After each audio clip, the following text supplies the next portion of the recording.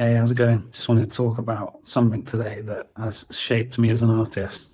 It's given me a lot of perspective on life, and I'm sure those who have had chronic illness can relate, or any long-term condition. So the best way to share this with you today is to put in front of you this podcast I did with Diary of a Kidney Warrior. So I had kidney failure twice. And in a minute, I'll show you this interview with the lovely Dee, who each week or each episode, she interviews someone who's had kidney failure or some professional in the field. So my angle around this is how I used my chronic kidney failure as let me put it the other way, how I used art to navigate the experience of having chronic kidney failure and how that shaped me as a person, as an artist. So without further ado. Content warning. This podcast episode contains discussions of a sensitive nature that may be triggering for some individuals. 5, 4, 3, 2, 1. Let's go. Diary of a Kidney Warrior podcast in partnership with Kidney Care UK, sharing faith, knowledge, hope, and love. Hi, and welcome to Diary of a Kidney Warrior podcast. My name is Dee Moore, and I am a kidney warrior. This podcast is dedicated to encourage, educate, and inspire as we explore all aspects of kidney disease, related chronic illnesses, and health. In today's episode, I am bringing you a kidney warrior story. Now, there's always something you can learn from someone's story, something that can bring inspiration and hope. Today, I'm joined by Steve Light, known as SLART in the art world. Steve's journey shows how creativity can become both a lifeline and a voice. After years in web design and living with chronic kidney disease, Steve returned to art at a moment of crisis and never looked back. Now living with a transplant from his brother, he creates raw, powerful work about illness, identity, and resilience. This is a story of strength, setbacks, and the healing power of creativity. Hi, and welcome to Diary of a Kidney Warrior podcast. How are you doing today, Steve? Yeah, I'm doing really well, thanks. Welcome to the podcast. Everyone knows what I'm going to say because I say it every time, but I do sincerely mean it. When I say that, I really love recording Kidney Warrior Story interviews because why? It is so powerful to learn from someone's lived experience with CKD.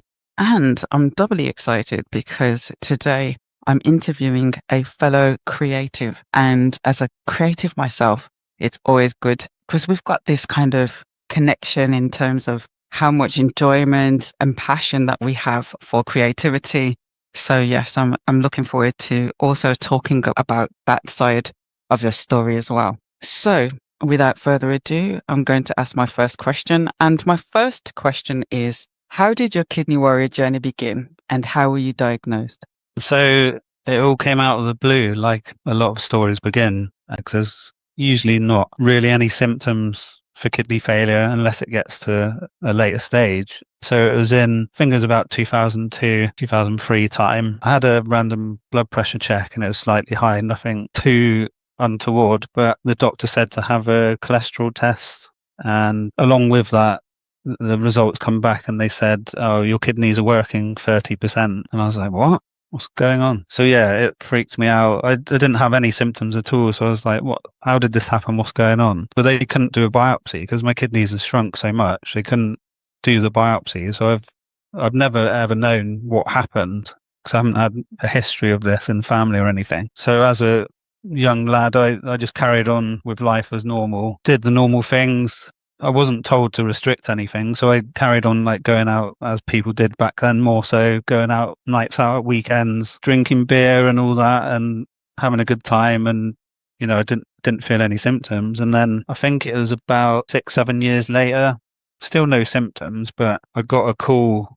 It's funny how you remember exactly where you were. So I was at like around Portobello Road area with a couple of friends and I think it was on fire at night and got a phone call from the hospital and they said, your kidney function is severely reduced. You need to come in and have dialysis now. So we need to put a line into you, which is like an access into your vein to perform dialysis. So you get this news that you're starting dialysis, but to rewind slightly, when you were told that your kidneys were at 30%, Didn't anyone tell you or explain to you what this meant, that it was actually kidney disease and that there was danger of it progressing? Did no one tell you anything like that? I don't recall. No, I didn't know anything about dialysis then. They didn't say in the future you'll have to go on dialysis. Not that I remember anyway. That would have stood out in my mind. Yeah, they said it was some kind of kidney disease, but I didn't know, like I said, I didn't know what caused it or what would happen. I think they said it could have been a possible transplant in future or something, but I don't recall any mention of dialysis back then. So when you got the call for dialysis, did you understand what dialysis meant, what it was? I think I did by that point because I was having regular blood tests, and then it was probably a year before that they said that this will be coming up at some point. So it wasn't a total shock when I got the call about dialysis then. So I was a bit more informed. But yeah, still a shock. Getting that shock of dialysis and then being told that you were going to have a line fitted, did you understand what the line was? Did they explain that ahead of time, or was having a line fitted a shock as well? I think that was probably a shock. Yeah, I didn't know the ins and outs of how dialysis would be performed. And as I was thinking about that, I remember I actually opted in for peritoneal dialysis just before that. And I had the tubes put in my abdomen and everything. And then that got infected, and then I didn't end up doing it, which was all very stressful. So then I decided to go on hemodialysis instead.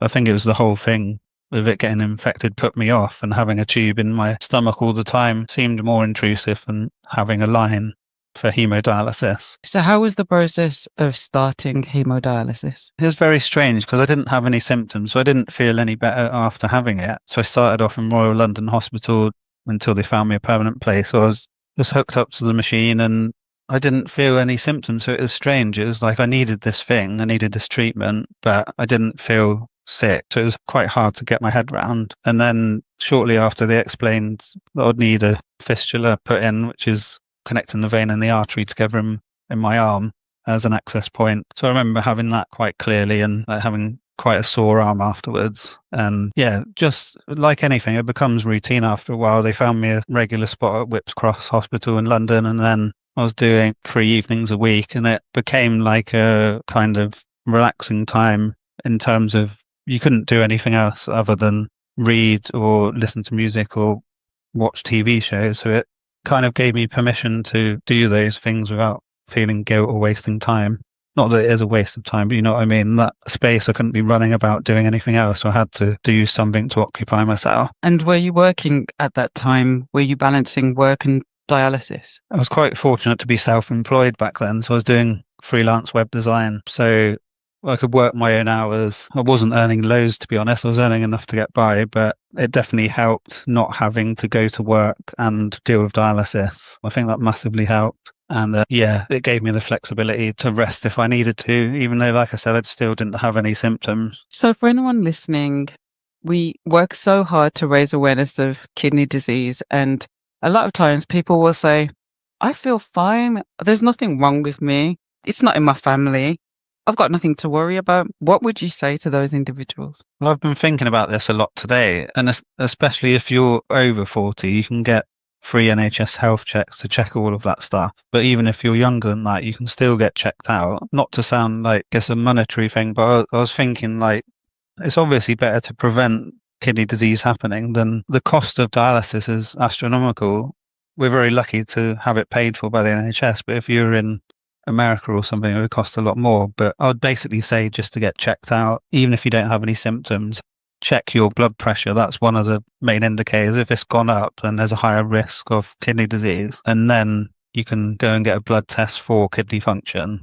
And yeah, I would recommend that anyone do that, especially if you've got high blood pressure. So I know that you went on to have a kidney transplant. How did that come about? So I was on the transplant list not long after I started dialysis. And then I was very fortunate. It was almost a year after I first started dialysis. I got a phone call. I think it was about 1 a.m. and I had no idea who it was at first. I didn't pick up at all. I've always been quite a shy person. So if I don't know who's calling, I might not pick up the phone. So I was like, who's calling me at 1 a.m.? So I ignored it. And then they phoned my girlfriend, now wife. And they said, Stephen needs to come in. We've got a donated kidney for him, and we're going to do the operation straight away. And I was so lucky that my mum was there as well, staying around after Christmas. So it was on the 20th of December. And yeah, we went straight into Royal London Hospital straight away, and they did the operation like next morning. So I got there about 2 a.m, didn't really sleep, had the operation, and then that was all done. Just, it's probably a blessing that it happened so quickly, because I didn't have that much time to think about it. I mean, that's truly amazing. For those who don't know, the average wait time is 3 to 5 years for a kidney. So to get one within a year really is amazing. What difference did getting that kidney make to your life? It was life-changing. It was, like I said before, that it was strange because I didn't have symptoms, but it gave me my freedom back again. I didn't have to go on dialysis. Simple things like traveling. You can't, like previous times I've traveled to different dialysis units if I'm going different parts of the country. But if you want to go abroad, it's a lot more difficult. So it's nice having the freedom to go places, not have the restriction of spending 12 hours a week on dialysis. Yeah, it's life-changing, yeah. So how long was your recovery? How long did it take you to get back to work following your kidney transplant? Well, in hindsight, I started working again a bit too soon after. Started working again 2 weeks after the transplant. It should have been 2 weeks. 2 weeks? Yeah, I know. I can't remember the recovery time, but it's at least 6 to 8 weeks or something. I can't remember. It's a lot longer than 2 weeks anyway. But because I was self-employed, I was just worried about money and stuff. And I didn't know there was any support. There were grants out there. You can contact Kidney Care UK. You can apply for government assistance and stuff like that. And I had no idea I was entitled to that. So it was okay because I was working at home. If I was working for someone, I wouldn't have gone straight back into the office. It was just sat on my laptop at home, and I was feeling okay, well enough to do it. How old was I then? 28. So I was feeling pretty okay, a little bit sore still, but yeah, on the whole, pretty much recovered. What you said about benefits, I think it is really, really important that people know, especially people who are self-employed and every bit of their income is coming from their ability to work. So yes, just to reiterate, there is grants that are available from Kidney Care UK, and there is government assistance. So please do contact Kidney Care UK for information in terms of what you're entitled to as a kidney patient. So I know that unfortunately you returned to having dialysis. How did this come about? Yeah, so the second time round, it wasn't such a, I was going to say pleasant story. It was never a pleasant story, but I mean, I had I was physically sicker this time round, and it was out of the blue again, but with symptoms. So I was keeping quite fit at the time. So I was doing Kung Fu. This was like 2020, doing Kung Fu during lockdown on Zoom, funnily enough, keeping fit, like going out for walks and stuff. And then all of a sudden I would feel out of breath. I would feel out of breath after 5 minutes walking, or if it was going uphill slightly, start feeling out of breath. And I was thinking, what's going on? And I can't be that unfit because I was doing exercise. So I went to the doctor, and I was thinking, have I got asthma or something? I don't know if you can develop that, or bad hay fever or something like that. But the doctor did tests on me and said everything's fine. Thought nothing of it, and then just had to put up with this for a while, and then started getting slowly worse as time progressed. And then I was still having, I think it's twice yearly checkups with my renal consultant just to check everything. So nothing was flagged my prior appointment, and then came up to this next appointment. They basically said that my kidney was failing. And it was a massive shock. I didn't know how long the transplant would last. I just assumed I wouldn't need another transplant. I've spoken to other people, and they kind of got the same idea that once you've got a transplant, you don't need to have another one, specifically kidney transplant. And yeah, I started getting really sick after that. I found it hard to eat.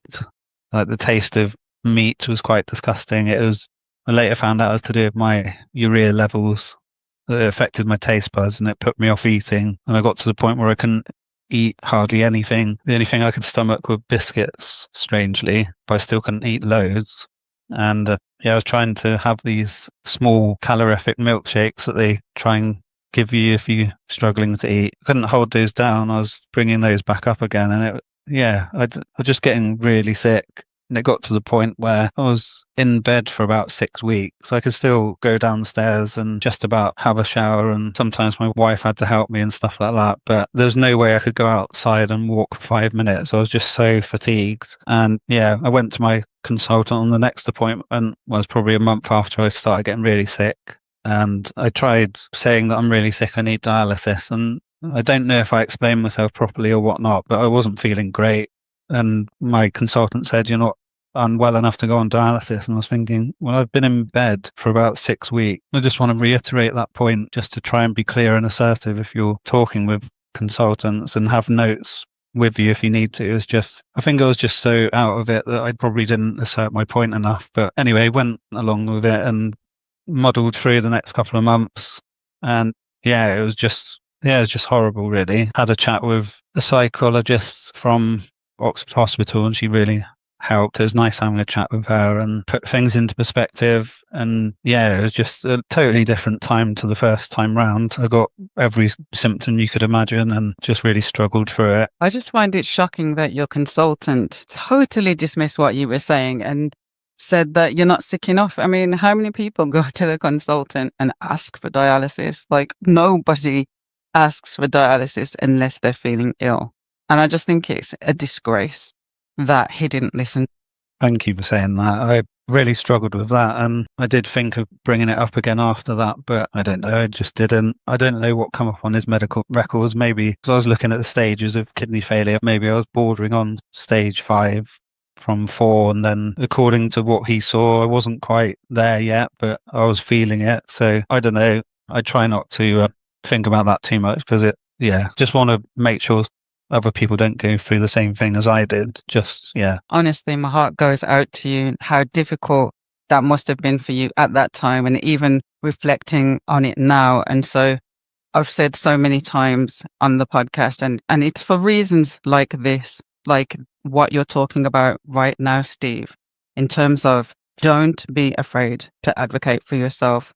Don't be afraid to challenge doctors. When you're going through sheer misery, all that sickness, all that suffering, and someone is telling you, oh, you're not sick enough, do not accept it. Don't feel afraid of being labelled a difficult patient, because the reality is I'd rather be a difficult patient getting the treatment I need than a compliant patient who's at home suffering. So this is the reason. And this example, Steve's example, is why I continuously say, don't be afraid to advocate for yourself. Learn from Steve's experience, because we don't want anyone to go through this. We really don't. Yeah, I don't want anyone to go through that as well. And it reminded me, during this second journey of sickness, I was given iron shots to help with the anemia. So I found out the breathlessness was from anemia. I forgot to say that. So that's why I was feeling so rubbish, because I wasn't getting any oxygen in my body. So they're giving me these iron infusions and stuff. But throughout those couple of months when I was getting the iron, I still wasn't feeling any better. And I knew something was wrong. And I kept saying I wasn't feeling well. But I didn't get the support I needed earlier on. But just don't want anyone else to go through that. Speak up for yourself. You're entitled to the help that you need. So you eventually did start dialysis. So how did that come about? So I went to my consultant in December 2021, and he basically said, from your recent blood test, I'm afraid you're going to have to go on dialysis. And I was like, well, I told you that 6 weeks ago in my head, didn't say it out loud. And then, I think it was like on the 15th of December, then he said, you can go in. I'm sure it was like a week later. Oh no, it was 16th of December 21 that I went in my first dialysis session. And it was, oh God, I didn't realize how ill I looked at the time. Because I don't know, but looking back, there was a photo of me for their files, and my face was all bloated. I just looked really ill because I had loads of fluid in my body. But going to the first dialysis session was so different to the previous period. It was a massive relief. It was just so much needed, so overdue. It was exhausting. I was freezing. As during COVID times, I had a mask on. I think they drained probably about 3 kilograms of fluid just on that day. And I remember I had to get the ambulance transport from Swindon to Oxford, and it's quite a long journey. It's about an hour, just over. Just coming back from that session, overwhelmed with relief, exhaustion. And I remember going in the door and seeing my wife there, and I just burst into tears, and we hugged, and I just had to go straight back to sleep after that. I was like absolutely wiped out. It was so many different emotions because I needed it so badly, and I felt relieved, but also exhausted, tired, sad, slightly happy in terms of finally getting some help. What advice do you have for someone who is starting hemodialysis but has a really long journey to get there in terms of how to cope with that? That's a good question. What come to mind was when I went on the ambulance, I had such a lovely woman who was there who was going through treatment. I will say her name. Her name is her nature. She's called Marvelous. And she was just so joyful. And I remember she gave me a Christmas card and she didn't know each other. She's just so lovely and really helped me through it. And I think try and be open to chatting with someone else on the journey. If you're getting shared transport, it's normally with someone else and they're going through the same thing, and try and strike up a conversation. You never know how much it will help them or help you. And yeah, we're still friends now.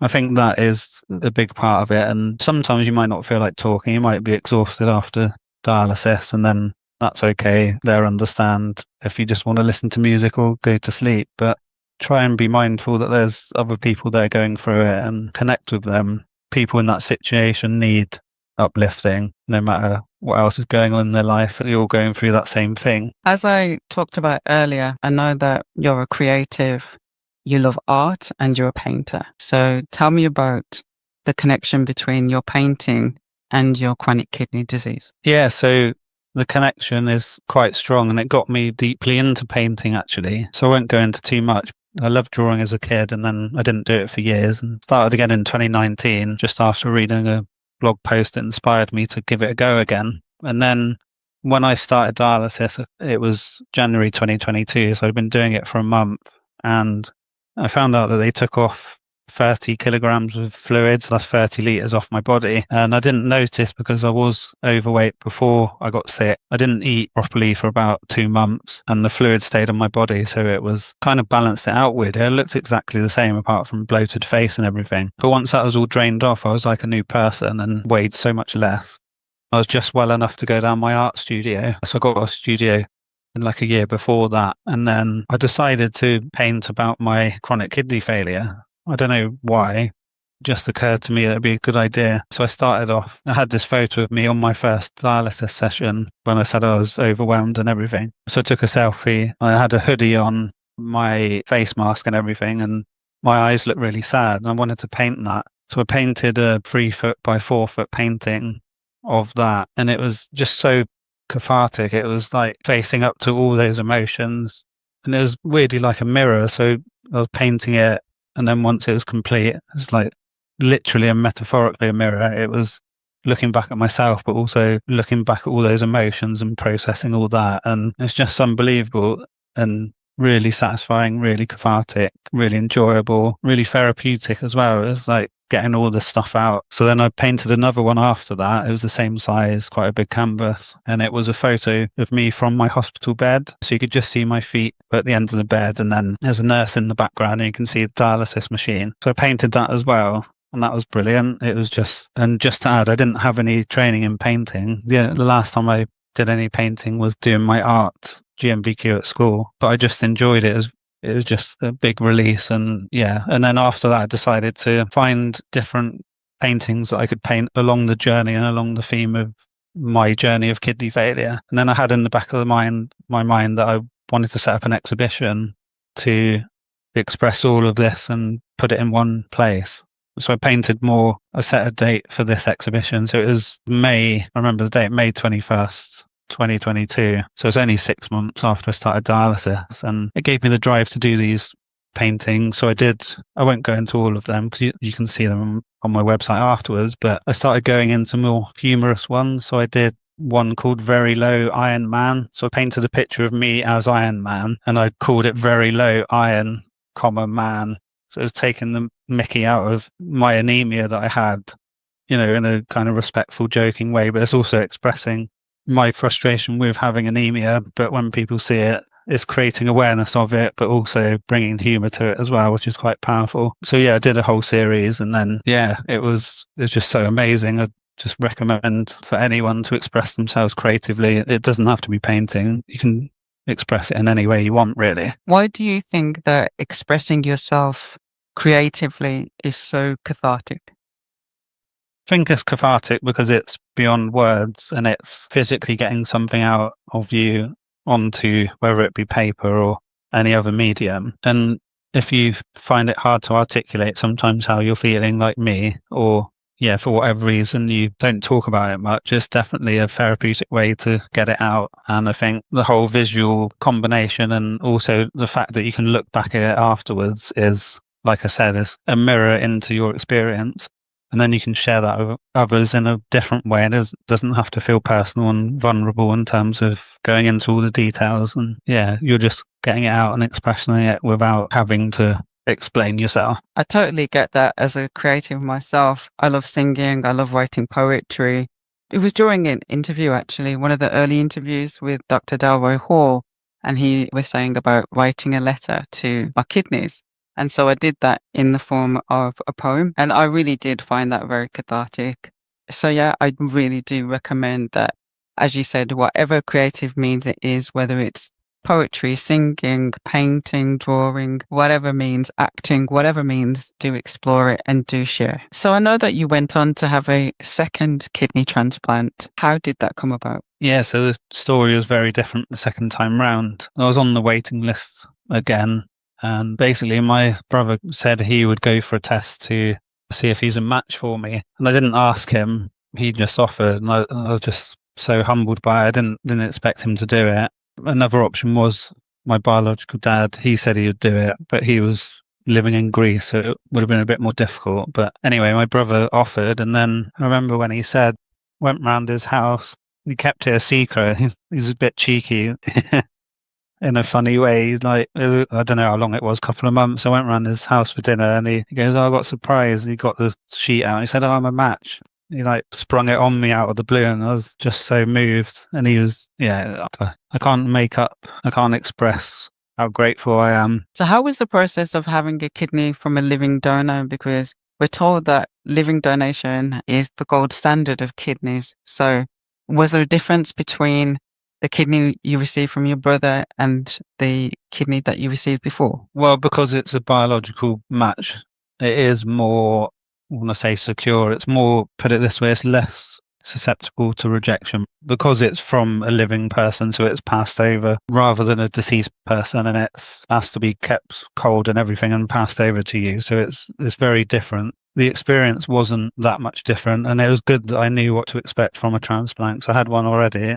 I wasn't really nervous at all. I was obviously a bit nervous because it's a big operation, but I was a lot more prepared for it. And I remember waking up after the transplant, and my brother obviously went in first because he had to take his kidney out, and then I had mine done. It was quite soon after, actually. And then I come round and I saw him opposite me, and I was all drowsy, and I wanted to say thank you to him, kind of mumbled it to him because I was really out of it still. But I was just staring at him full of love and just in awe, really, that he did that for me. And another thing I didn't realize before is when they do the operation, they don't take out your existing kidneys. They put new kidneys in your abdomen, basically. So I've got 4 kidneys now. And the recent donated one is doing all the work, basically. So what difference did receiving this kidney make to your life? It was much more of a drastic improvement this time round because I got so sick. And being able to go to the toilet again, something we all take for granted, obviously. But when you have kidney failure, you don't pass urine very often or even at all. So those kind of little things were amazing. Being able to travel again, getting back to normal health. And this time around, I had so grateful that I was employed by someone. So I had paid time off to recover, and I didn't rush or anything. I can't remember how long it was, but it was certainly more than 2 weeks. It was at least a couple of months, and then had a phased return back to work, doing a couple of days a week. And then it was much better recovery. I also found it took longer to recover because I'm older now, and I didn't bounce back as quickly, but it was still pretty quick. So I know that you went on to have your fistula removed. Could you tell us why you decided to make that decision? Well, it was quite painful. It wasn't massively painful, but it just ached constantly, and I felt like it was the right time to remove it. And I'm hoping with advances in medical technology and medications and whatnot that this kidney donation will last me the rest of my life.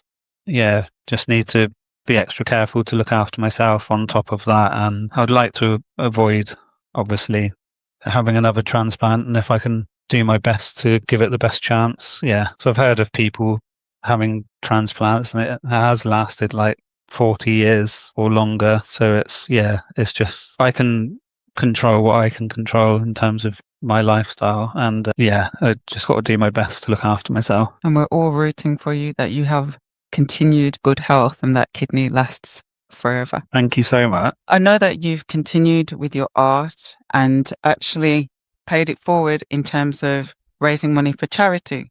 Could you tell us a little bit about that? Yeah, sure. So Kidney Care UK have been a great help to me.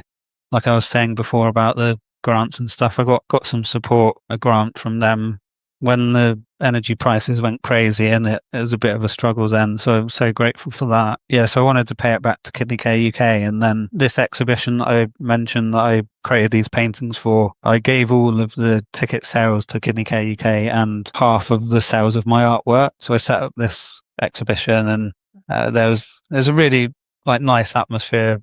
About 80 people turned up. It was at where my studio is. There's like a little art gallery in there. Had a great time, and then I think I raised over £500 for Kidney Care UK, and that was a really nice way of paying it back, and also highlighting what I went through, and people seeing my work, and kind of, it's almost like a visual diary of what I went through. So I know you continue to do your art as well as having a day job. How is balancing the two? It's quite difficult time-wise because I've got the 40 hours at work, and then on top of commuting and all that. But I try and find the time where I can to still go to my studio, because it's a very kind of therapeutic thing to do. And also I am pursuing it as a career. I'm just trying to find ways to sell my art and replace the income from the job in whatever way that looks. But I've also looked at working at home a couple of days, because I know a lot of companies now allow flexible working, but our company is not one of those. So I've been trying to request to work at home a couple of days. But I don't know if it's my lack of assertiveness on top of a lot of red tape around doing that. Even though I'm well and everything, I do get tired now and again. And it's been advised that I can work at home a couple of days, but there's so much kind of red tape that's stopping me from applying for that, and it's kind of putting me off as well.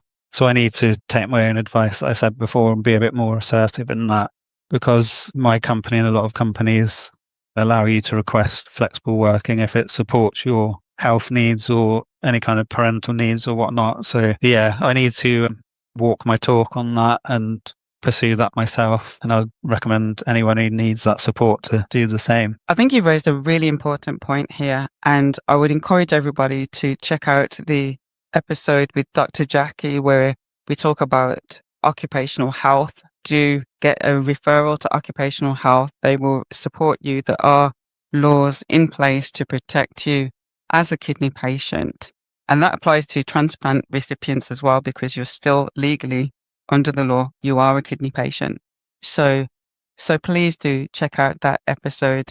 And of course, Kidney Care UK, do contact them for support. They do support kidney patients in circumstances like this to ensure that you get your rights protected under the law. So do check that episode out and do contact Kidney Care UK. So I know that you're active on social media.